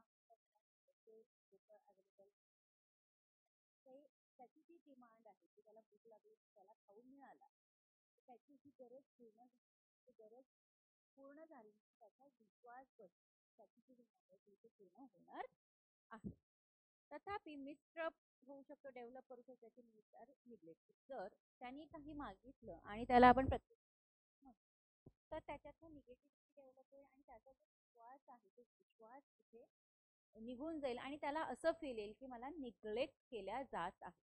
तर असं होता कामा नये. कारण ते जे ग्रास्पिंग टाइम आहे तो अतिशय महत्वाचा टाइम आहे. तर ऍक्शन्स घ्यायला सुरुवात करत असतं, कृती करतात ते स्वतःच्या स्वतः. म्हणजे काही त्यांना आपण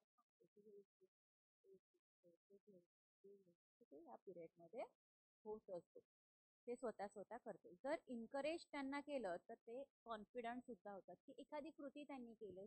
फॉर एक्झाम्पल क्यूब्स जोडणे हा एक खेळ असतो ना. जर त्यांनी क्यूब्स जोडले किंवा प्रयत्न केला तर त्याला आपण अप्रिशिएट केलं पाहिजे. वाव किती छान, खूप छान.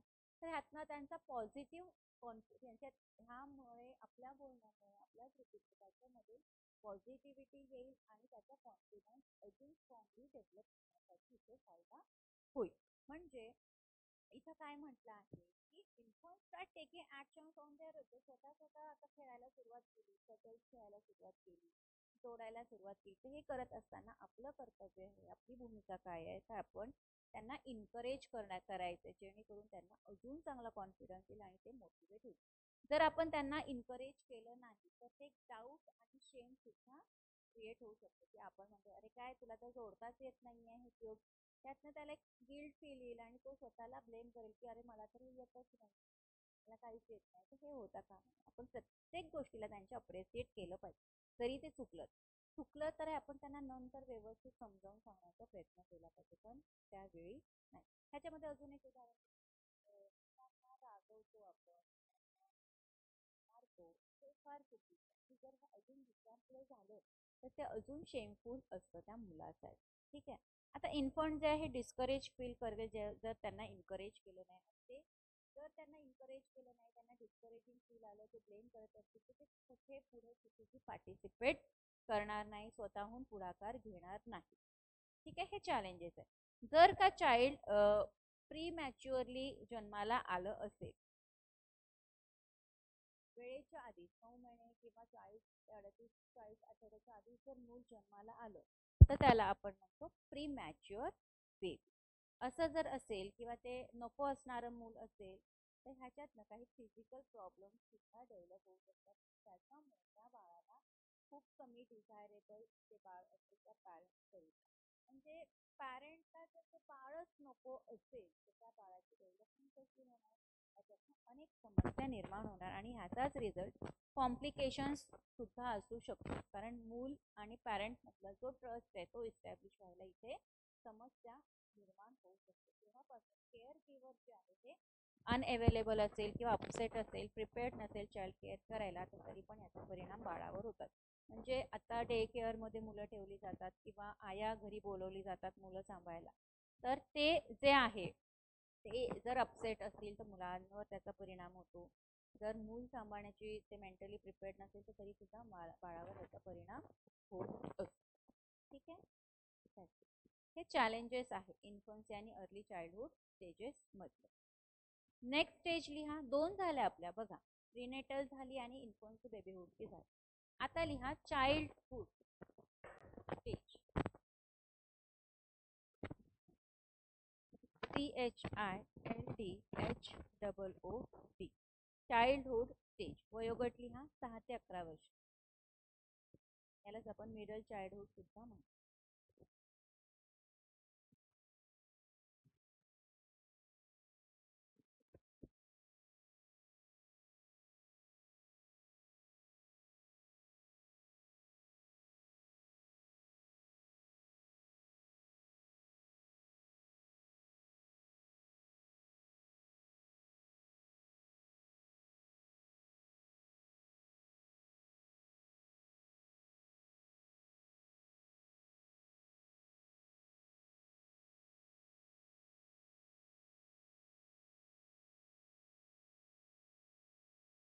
सहा ते 11 ह्यालाच आपण मिडल चाइल्डहुड सुद्धा म्हणतो. ह्या पिरियड मध्ये मूल जे आहे ते सोशली अँड मेंटली डेव्हलप होत असतं आणि ही जी स्टेज आहे जिथे तो नवीन फ्रेंड्स बनवत असतो, नवीन नवीन स्किल्स तो शिकत असतो, जे त्याला सक्षम करतं. कशासाठी तर खूप जास्त प्रमाणामध्ये त्यांनी इंडिपेंडंट व्हावं आणि त्यांनी स्वतःचं इंडिव्हिज्युअल आयडेंटिटी सुद्धा इन्हान्स करावी, स्वतःमध्ये ग्रोथ करावी, तो डिपेंडन्सी कमी व्हावी, इंडिपेंडंट त्यांनी व्हावं, त्यासाठी ते मूल प्रयत्न करत असतं. त्यासाठी आपल्याला ह्याच्यात नसते इंडिव्हिज्युअल आयडेंटिटी आहे त्याची सुद्धा इथे ग्रोथ असते. ह्या पिरियडच्या दरम्यान मूल जे आहे ते शाळेची सुरुवात करतं. ऍक्च्युली हा 6 ते 11 वर्ष इथं गट म्हटलं आणि इथं म्हटलं की शाळेची सुरुवात होते.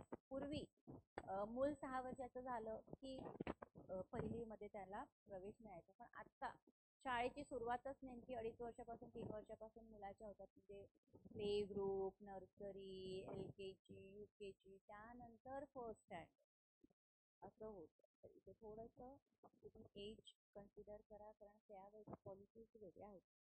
आता जे डेव्हलपमेंटल टास्क आहे मिडल चाइल्डहुडचे, त्याच्यामध्ये फिजिकल स्किल्स मूल शिकत असतं जे आवश्यक आहे. Game and physical activities like हा जो वयोगट आहे 6 त्याच्यामध्ये जास्तीत जास्त फिजिकल ॲक्टिव्हिटीज मुलाच्या झाल्या पाहिजे.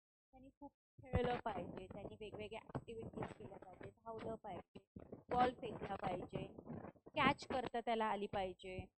फिजिकल ॲक्टिव्हिटीज टम्बलिंग आहे, स्विमिंग आहे, ठीक आहे, हे सगळं त्याचं योग्य पद्धतीने होत आहे का ह्याचं ऑब्झर्वेशन पॅरेंट्सनी केलं पाहिजे.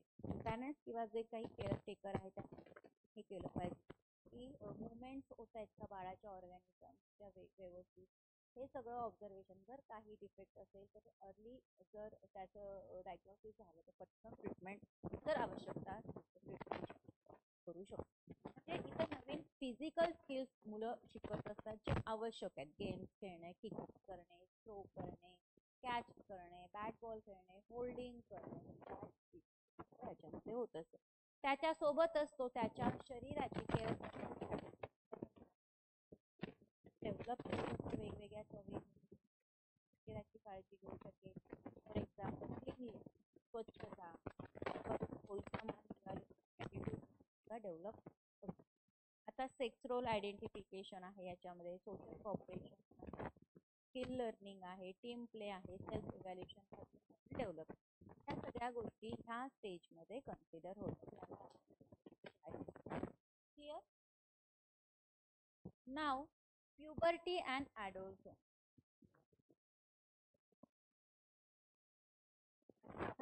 Puberty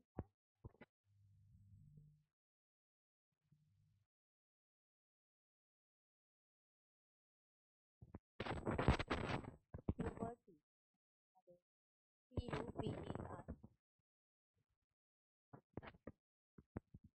PUBERTY,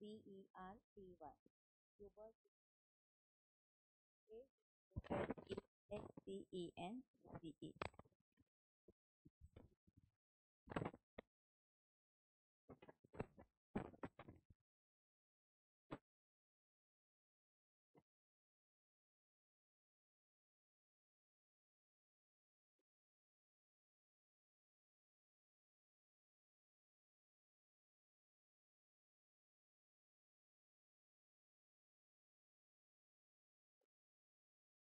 puberty and adult. आता ह्या पिरियड दरम्यान प्युबर्टी जी आहे ती सुरुवात होते. ह्याच्यामध्ये फिजिकल चेंजेस होत होतात, शारीरिक बदल ह्या वयोगटामध्ये होत असतात. सेक्स ऑर्गन्सची ग्रोथ होत असते, डेव्हलपमेंट होत असतं.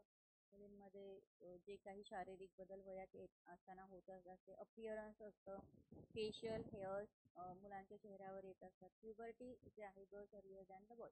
प्युबर्टी ही मुलांपेक्षा मुलींमध्ये लवकर येत असते, ते मुली वयात लवकर येतात मुलांपेक्षा असं इथं म्हटलेलं आहे. ॲडोलसन्स हा जो टाइम आहे तो ह्याच्यामध्ये टीनेज सुद्धा ह्या वयोगटाला आपण चूज करतो स्वतःकरिताची आयडेंटिटी.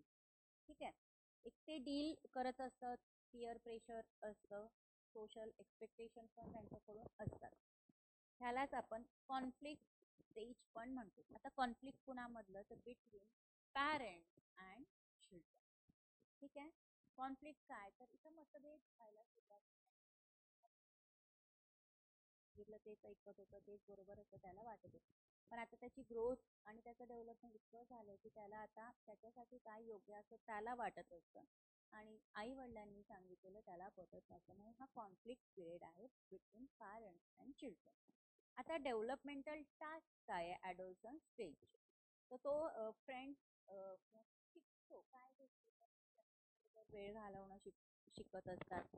बोथ सेक्सेस म्हणजे मुलं मुली दोन्ही सेक्समधली त्याची मित्रमैत्रिणी असू शकतात. मुलींकडे ॲज अ वुमन बघण्याचा प्रयत्न करू शकतो आपण. म्हणजे मुली आता महिलांच्या रूपात बघत असतात स्वतःला आणि मुलं हे पुरुष म्हणून स्वतःला कन्सिडर करत असतात आणि ते ॲडल्ट म्हणून स्वतःला कन्सिडर करतात आणि सोबतच ते कॉमन पर्पजेस करिता जे काही काम आहे ते इतरांबरोबर करायला ते सुरुवात करतात. दिस रिगार्ड असतात पर्सनल फिलिंग्सच्या संदर्भात. फिजिकल बॉडी जी आहे एखाद्याची ते एक्सेप्ट करतात आणि त्या आपल्या बॉडीला हेल्दी कसं ठेवायचं, क्लीन कसं ठेवायचं, नीट कसं ठेवायचं इथे ते प्रयत्न करतात. ते ॲक्सेप्ट करतात एखाद्याची बॉडी जेणेकरून ती हेल्दी असावी थ्रू गुड न्यूट्रिशन, एक्सरसाइज असलं पाहिजे, चांगलं आपण खाल्लं पाहिजे, आजार फ्री राहिलं पाहिजे, प्रिव्हेंशन झालं पाहिजे आजारांचं, आणि इतरही ज्या हेल्थच्या प्रॅक्टिसेस आहेत त्या आपण चांगलं कशा ठेवू हे इथं शिकतो. मोर सेल्फ सफिशियंट बनतात, डिसिजन घ्यायचे निर्णय क्षमता त्यांच्यामध्ये डेव्हलप होते. आता निर्णय घेण्यामध्ये लाईक फॅमिली लाईफ आणि लग्न करायचं तो घेऊ शकतो.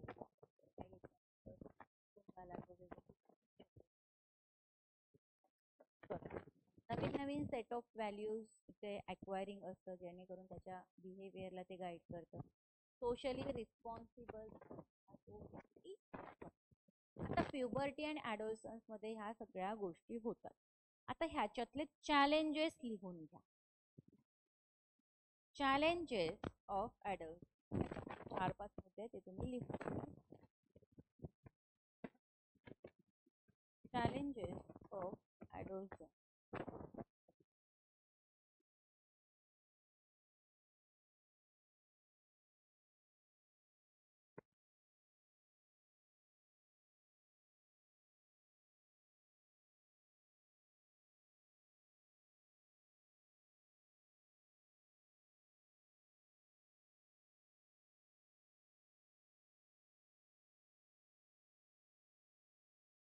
challenges of adults. Forming an identity.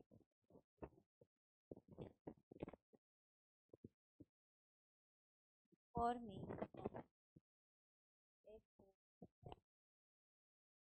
forming an identity.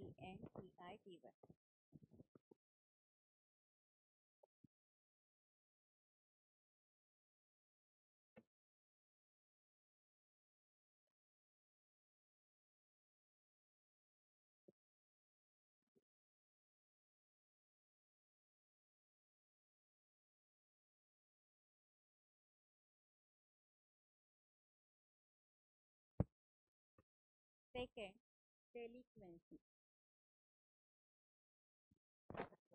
delinquency.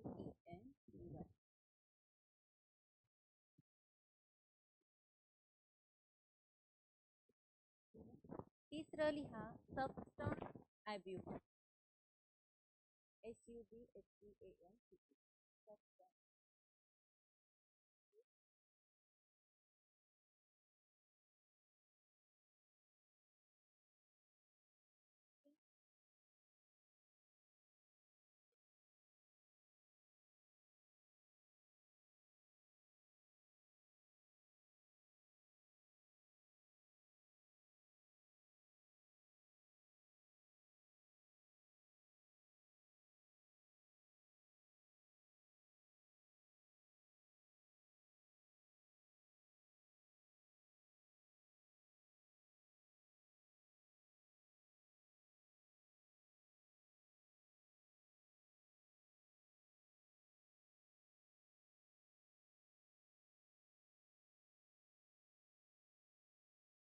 adolescent stage मध्ये challenges तुझे क्रुशियल स्टेज आहे त्याच्यातनंच माणूस कसा घडतो आपल्याला याचं दर्शन इथं घडतं. आता challenges of adolescence मध्ये पहिली स्टेज मी सांगितली फॉर्मिंग आयडेंटिटी, म्हणजे आपण स्वतःची आयडेंटिटी स्वतःची ओळख प्रस्थापित करत असतो. आता हा प्रायमरी टास्क आहे adolescence जो इस्टॅब्लिश करतो एक आयडेंटिटी फ्रॉम द पॅरेंट्स, म्हणजे पॅरेंट्स कडून आपल्याला एक आयडेंटिटी मिळाली असते तीच आपली इस्टॅब्लिश झालेली असते. आता असे काही ॲडोलसन्ट्स जे आहेत जे एबल नाहीये कोपअप करायला त्यांच्या आयडेंटिटी क्रायसिस बरोबर आणि ते कन्फ्यूज आहे. ठीक आहे, त्यांची आयडेंटिटी काय आहे त्याबरोबर ते कोपअप करू शकत नाही आणि मग ते कन्फ्यूज होतात. आता ही जे आयडेंटिटीचं कन्फ्युजन आहे ते कन्फ्युजन जे आहे हे लीड करू शकतं. कशाला लीड करू शकतं? तर इंडिव्हिज्युअल जो आहे तो स्वतःला आयसोलेट करू शकतो. Isolate himself from peers and family, म्हणजे पियर ग्रुप बरोबर मिक्सअप न होणं, कुटुंबाबरोबर मिक्सअप न होणं, किंवा ते त्यांची आयडेंटिटी जी आहे क्राऊड मधली ती सुद्धा इथे लूज करू शकतात. कशामुळे? तर ॲडोलसन्स जे आहे हे इस्टॅब्लिश नाही करू शकत स्वतःची आयडेंटिटी, त्याच्यामुळे ते कोपअप करू शकत नाही वेगवेगळ्या भूमिकांमध्ये, म्हणून हे होतं. दुसरा आहे डेलिक्वेन्सी म्हणजे गुन्हेगारी. DELIQUENQUEN. डेलिक्वेन्सी हे रेफर करतं व्हरायटी ऑफ बिहेवियर्सला, रेंजिंग आहे फ्रॉम सोशली अनएक्सेप्टेड बिहेवियरला. लिगल ऑफेन्सेस ह्याच्यामध्ये आहे, क्रिमिनल ऍक्ट्स त्याच्यामध्ये होऊ शकतो त्या व्यक्तीकडून ॲडोलसंट स्टेजच्या. ॲडोलसंट्स जे आहे डेलिक्वेन्सी बरोबर ह्यांच्याकडे एक स्वतःविषयीची जी आयडेंटिटी आहे ती फार निगेटिव्ह आहे, नकारात्मक सुद्धा आहे. जो विश्वास आहे तो इथे कमी होतो त्याच्यावरचा, आणि ते सोबतच लेवल ऑफ अचिव्हमेंटचं तर इथे प्रमाण 0 आहे. कारण हे जे गुन्हेगारी शास्त्र आहे इथून काहीही तुम्हाला चांगलं मिळणार नाही त्या स्टेज.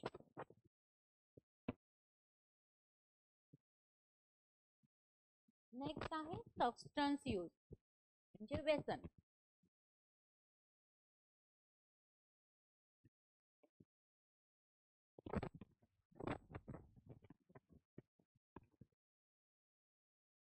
पिअर ग्रुप काय आहे, तुमची संगत कशी आहे, किंवा तुमचे स्वतःचे इन्साइट्स कसे आहेत, ते याला ही जी स्टेज आहे सबस्टन्सची आहे याच्यावरती डिपेंड आहे.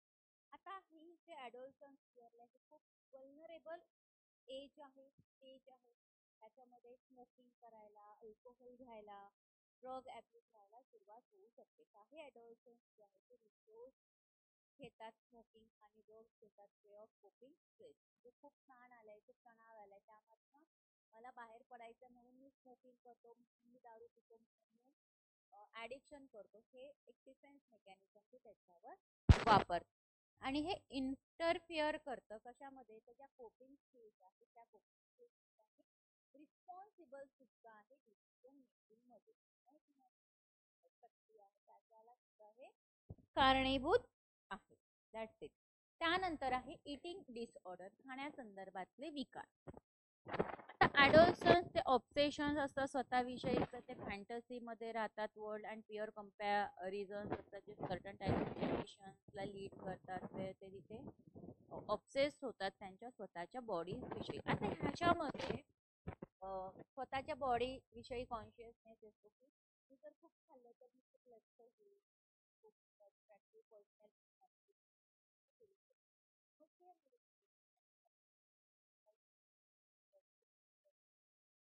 फिगर मेंटेन राहिलं पाहिजे. तर थोडंसं जास्त प्रमाणात मुलीमध्ये मुलांमध्ये सुद्धा असते. इटिंग डिसऑर्डरमध्ये ॲनोरेक्झिया नर्वोसा लिहून घे. स्पेलिंग सांगते, ANOREXIA.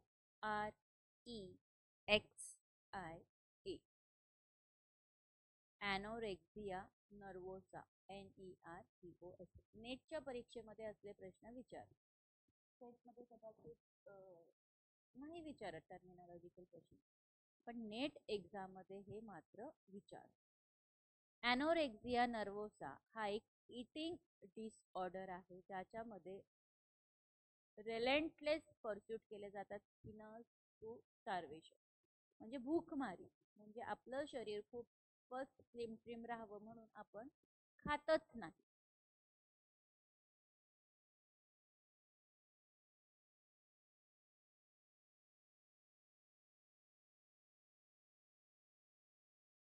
ठीक आहे. ॲनोरेक्झिया नर्वोसा हा इटिंग डिसऑर्डर आहे, लिहून घ्या, मी सांगते तसं. Terminology anorexia nervosa is a disorder that involves relentless relentless pursuit PURSUIT of thinning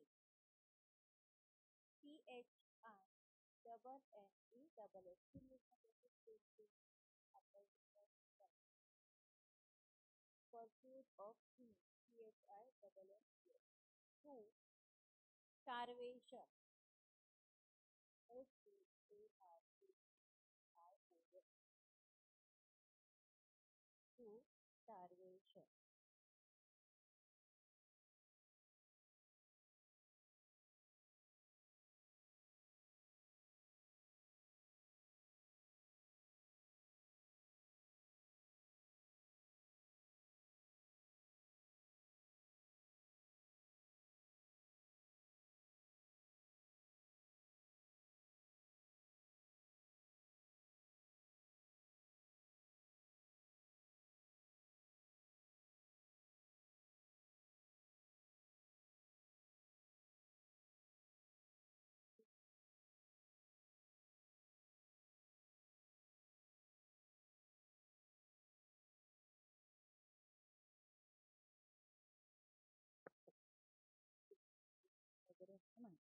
बघा, ॲनोरेक्सिया नर्व्होसा हा एक इटिंग डिसऑर्डर आहे जो इन्व्हॉल्व आहे त्याच्यामध्ये रॅलेंटनेस परस्यूट करतो 3 ते 4 weeks. नंतर लिहा bulimia, BULIMIA, BULIMIA,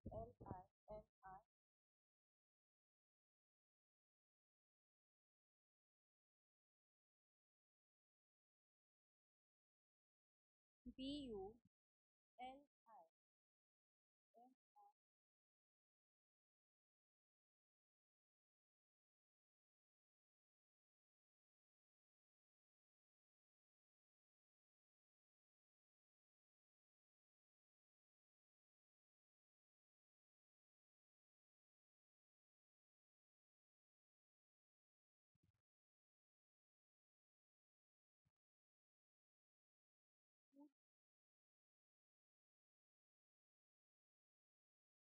Is another form of eating disorder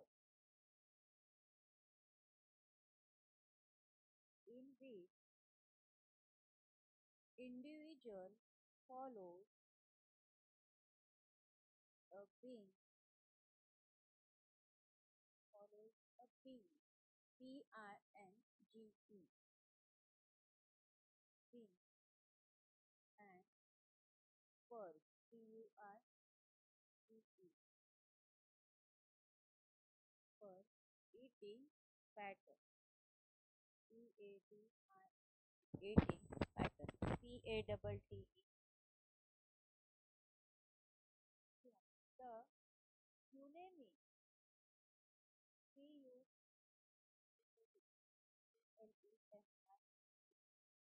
bulimic goes on and eating binge, BING, bulimic goes on and eating binge, and the purges, PURGES, purges by self-induced, SELF, self-induced, INDUCE,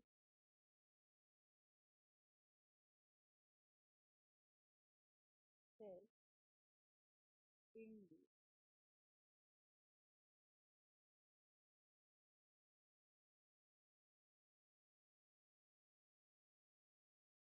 self-induced लिहिलं. Vomiting, VOMITING, urinary, or using a laxative, LAXATIVE, using a laxative at times, TIMES,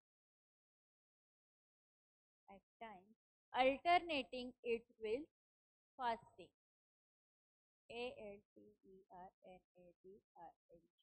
alternating it with fasting, FASTING.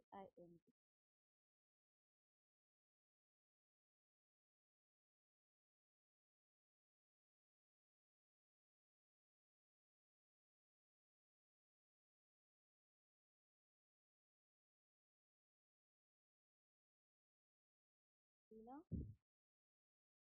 Then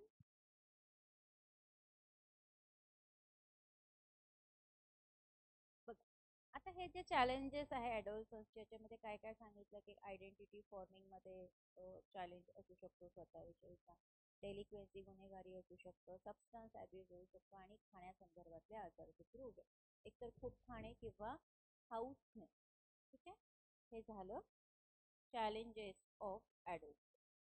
Now Naveen stage adulthood, ADULTHOOD, adulthood, ADULTHOOD.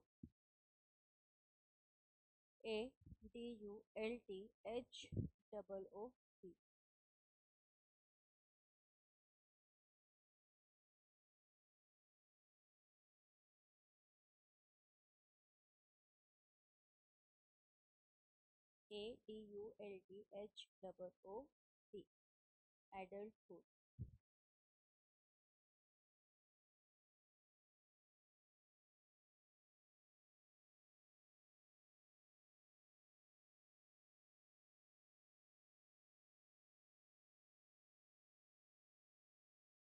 ऍडल्टहुड हे someone जो असा व्यक्ती जो खूप जबाबदार आहे, mature आहे, तो सेल्फ सपोर्ट करू शकतो आणि खूप जास्त प्रकारे खूप चांगल्या प्रमाणामध्ये स्वतःला सोसायटीमध्ये इंटिग्रेट करू शकतो.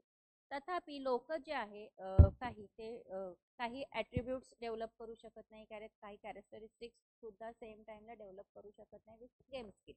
ठीक आहे, असंही होऊ शकतं. आता ॲडल्ट स्टेज जी आहे याच्यामध्ये 3 सब स्टेजेस आहे. पहिली आहे अर्ली, दुसरी आहे मिडल आणि तिसरी आहे लास्ट. म्हणजे बघा ह्याच्यामध्ये काय म्हटलंय, तर पहिली स्टेज आहे ती आहे अर्ली ॲडल्टहुड. सेकंड स्टेज आहे ती आहे मिडल ॲडल्टहुड आणि तिसरी जी आहे ती आहे थर्ड स्टेज, ज्याला आपण म्हणतो लेट ॲडल्टहुड. लिहून घ्या. ॲडल्टहुडच्या 3 stages. First stages of adulthood. First early ॲडल्टहुड.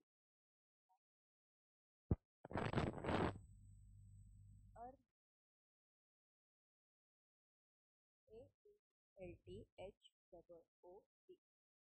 दूसरी second stage middle adulthood. Middle ॲडल्टहुड.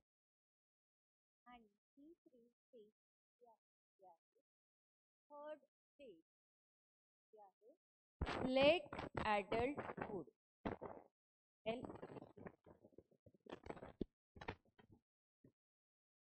ॲडल्टहुड ADULTHOOD. म्हणजे ॲडल्टहुडच्या पण 3 स्टेजेस केल्या आहे. ह्या ज्या स्टेजेस आहे ह्या रिस्पॉन्सिबल आहे, मॅच्युअर आहे, सेल्फ सपोर्टिंग, त्या सोसायटीमध्ये स्वतःला खूप चांगल्या पद्धतीने एकत्रित करून घेत असतात.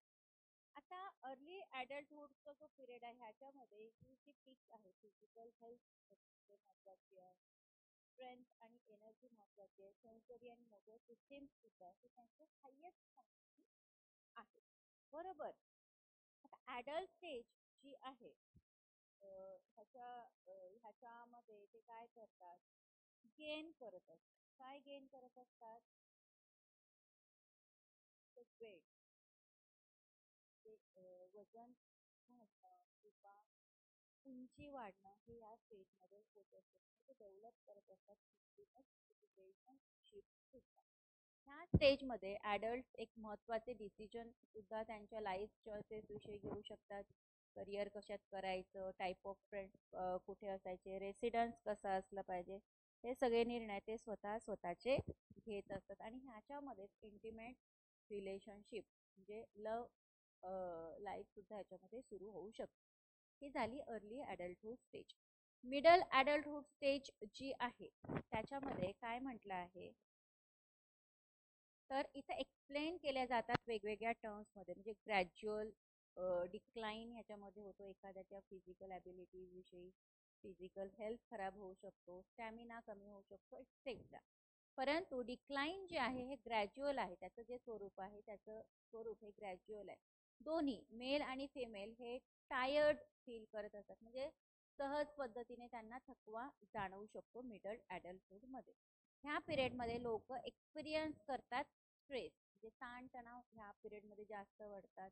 कारण ज्या जबाबदाऱ्या आहे या जबाबदाऱ्या ह्या डबल होत असतात. केअरिंग असतात, ओल्ड एज पॅरेंट्स असतात आणि ग्रोईंग चिल्ड्रन सुद्धा असतात. म्हणजे वयात येणारी मुलं, वाढलेली मुलं पण असतात किंवा वयोवृद्ध झालेले आई वडील सासू सासरे पण ह्याच्यामध्ये असतात. म्हणजे त्यांच्या ज्या जबाबदाऱ्या आहेत त्या डबल झालेल्या असतात. म्हणून त्यांचं आयुष्य हे फार स्ट्रेसफुल होऊ शकतो. त्यांना खूप स्ट्रेसचा एक्सपिरियन्स करायला लागू शकतो. आता महिला ज्या आहे युजली एक्सपिरियन्स करतात आणि ह्याचाच रिझल्ट त्यांचं रिप्रोडक्शनच्या ज्या ॲबिलिटी आहे त्या कमी होतात. म्हणजे मूळ जन्माला घालण्याचे ज्या क्षमता आहे शारीरिक त्या मात्र इथे कमी होऊ शकतात. Ability to reproduce, loss of ability to reproduce. ठीक आहे. प्रोसेस जी आहे त्याला म्हणतात आपण मेनोपॉज. जे मासिक पाळी जी आहे ते बंद होण्याचा काळ वय वर्ष 45 ते 50. खूप सारे सायकोलॉजिकल आणि इंटेलेक्च्युअल चेंजेस होत असतात. सायकोलॉजिकल मध्ये खूप एकटं वाटणं, भीती वाटणं, एकटेपणाची जाणीव, लोनलीनेस हे फील होत असतं. आणि त्याचवेळी ह्याच्यामध्ये इंटेलेक्च्युअल चेंजेस म्हणजे स्मरणशक्ती कमी होण्याचे पण आपण आधी जसं सगळ्या गोष्टी आठवायच्या लक्षात राहायच्या त्या आता लक्षात राहत नाही आता बऱ्याच लोकांकडून आपण ऐकत असतो. हे सगळं मिडल एज मध्ये होत असतं. आता हा जो काळ आहे त्यामध्ये महिला एक्सप्रेस करत असतात खूप असर्टिव्हनेस आणि मेन जे आहे खूप नर्चरंट फील करत असतात. ह्याला आपण म्हणतो लेट ॲडल्टहुड. जे रफली इक्विव्हॅलेंट असतं कशाशी तर ओल्ड एज वयोवृद्धपणाच्या जवळपासची स्टेज म्हणजे लेट ॲडल्टहुड. ठीक आहे. आणि ही फायनल स्टेज आहे आपल्या शारीरिक बदलाची. ह्या स्टेज नंतर आपल्या शरीरात कोणतेही बदल होत नाही. दॅट्स. आता ही जी ॲडल्टहुड स्टेज आहे ह्या ॲडल्टहुड स्टेजमध्ये काही डेव्हलपमेंटल टास्क सुद्धा आहे अर्ली ॲडल्टहुड मध्ये वगैरे किंवा मिडल एज. हे थोडंसं डीपली आपण नेक्स्ट लेक्चरला शिकूया. आज ज्या काही स्टेजेस आपण शिकलो त्या परत परत वाचा. प्रत्येक स्टेजमध्ये काय आहे ते पाठ करा, लक्षात राहणार नाही. आणि जसं मी सांगितलं की स्वतःचं एज कोणत्या स्टेजमध्ये आहे आणि आत्ताचं माझं जे एज आहे ते कोणत्या स्टेजमध्ये आहे त्याच्या आधी मी कुठल्या स्टेजेसमधनं पास झालेलो आहो किंवा झालेली आहे आणि पुढे मला कुठल्या स्टेजेसमधनं पुढे जायचं. एवढं जरी लक्षात ठेवलं तरी ह्या स्टेजेस इझिली तुमच्या लक्षात राहील. तुम्हाला काय